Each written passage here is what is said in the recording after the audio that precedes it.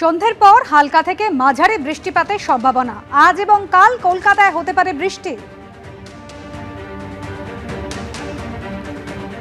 এখন বিহার থেকে মারাঠওয়াড়া পর্যন্ত, যেটা আমাদের ঝাড়খণ্ড ছত্তিশগড় হয়ে একটা নিম্নচাপ রেখা বাতাসের নিম্ন স্তরে রয়েছে, আর তার সঙ্গে সঙ্গে একটা ঘূর্ণাবর্তাও আমাদের বাংলাদেশ কোস্টের কাছে রয়েছে, যেটা বাতাসে আমাদের 1.5 কিলোমিটার উচ্চতায়।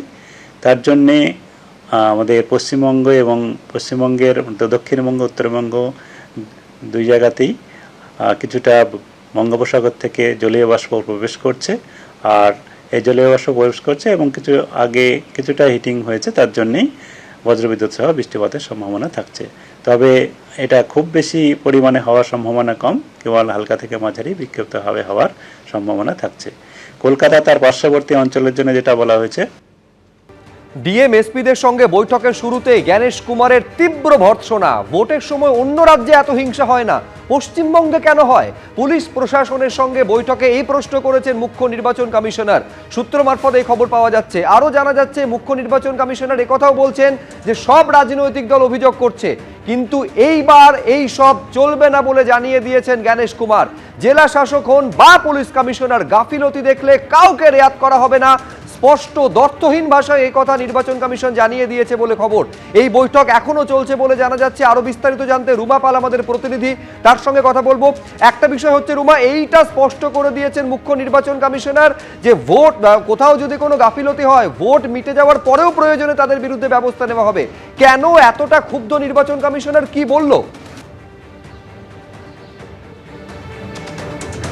দেখো, জানি রাখি, প্রথমে যখন রাজনৈতিক দলের সঙ্গে বৈঠক হয়, তারপরে কিন্তু এনফোর্সমেন্ট এজেন্সিজ, ডিএম, এসপি এবং পুলিশ আধিকারিক থেকে শুরু করে অন্যান্য আধিকারিকরা ছিলেন, তাদেরকে যখন কথা বলছিলেন, তার একটা ওপেনিং রিমার্কস থাকে। সেই রিমার্কসে কিন্তু একের পর এক তিনি ধমক দিতে শুরু করেন, এবং সেখানে তিনি বলেন যে কেউ যদি মনে করে নিজেকে পুলিশ কমিশনার বা মনে করেন যে কোনো আধিকারিক, তাহলে কিন্তু তাকেও রেহাত করা হবে না কোনো গাফিলতি হলে। সেক্ষেত্রে হি কান্ট এসকেপ, এ কথাটা বলেছিলেন। এবং তিনি বলেছেন রাজনৈতিক দলের থেকে কিন্তু তিনি অভিযোগ পাচ্ছেন। কি অভিযোগ পাচ্ছেন? কারণ এখানে অন্য রাজ্যে কিন্তু কোনো এই ভোটের সময় হিংসা হয় না, কিন্তু এই রাজ্যে এই হিংসা হয় কেন?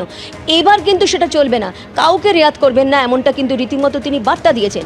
তারপরে অবশ্যই বৈঠক শুরু হয়েছে, এবং তারপর দেখা যায় যে একের পর এক যে এনফোর্সমেন্ট এজেন্সিস, তাদেরকেও তিনি কিন্তু ধমকের সুরে বলেছেন। যেমন এক্সাইজ ডিপার্টমেন্টকে, এয়ারপোর্ট অথরিটি, আরবিআইকে বলেছেন, এবং এক্সাইজকে বলেছেন যে রীতিমতো প্রোডাকশন যখন হচ্ছে সেখানে নিয়ন্ত্রণ আনুন।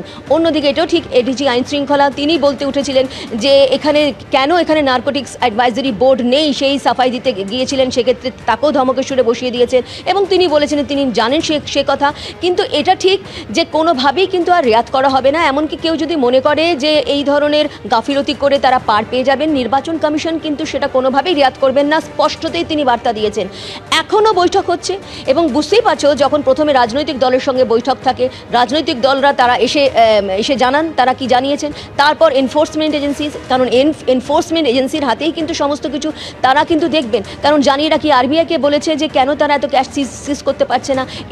এয়ারপোর্ট অথরিটিকেও বলেছে তাদের কাজ কিন্তু শুরু করতে হবে, এবং কোনোভাবেই যাতে ভোটের সময় যাতে কোনো গণ্ডগোল তৈরি না হয়, আইন শৃঙ্খলার অবনতি না ঘটে, এবং কোনোভাবে হিংসা না হয়, সেটাই কিন্তু বার্তা দেওয়ার চেষ্টা করেছেন। তার সঙ্গে এটাও ঠিক, যারা অফিসাররা ছিলেন, পুলিশ আধিকারিক বলো বা যারা ডিএম ছিলেন, সেক্ষেত্রে তাদেরকে স্পষ্ট বার্তা যে কেউ যদি মনে করে যে গাফিলতি করে তারা পার পেয়ে যাবেন, সেক্ষেত্রে তিনি কিন্তু সেটা হতে দেবেন না। একটা শব্দ তিনি বলেছেন, চায় পিনি পড়েগি, অর্থাৎ স্পষ্টতই ধমকের সুরে বলেছেন যে প্রাতরাশের যে দাওয়াই, সেটা কিন্তু তিনি দেবেন। সেই অর্থেই কিন্তু তিনি বার্তা দিয়েছেন। এখনও বৈঠক চলছে, বৈঠক চলবে, আরও কিছুক্ষণ চলবে। এবং আজকে গোটা দিনই যেটা বলেছিলাম যে ঠাসা কর্মসূচি রয়েছে, এবং কিভাবে কাজ হয়েছে, ভোটের প্রস্তুতি কী রয়েছে, আইন শৃঙ্খলার সাথে সাথে একেবারে ভোটের প্রস্তুতি নিয়ে আলোচনা হচ্ছে, এবং সেই আলোচনা এখনও চলছে। ধন্যবাদ রুমা। এবিপি আনন্দ, এগিয়ে থাকে, এগিয়ে রাখে।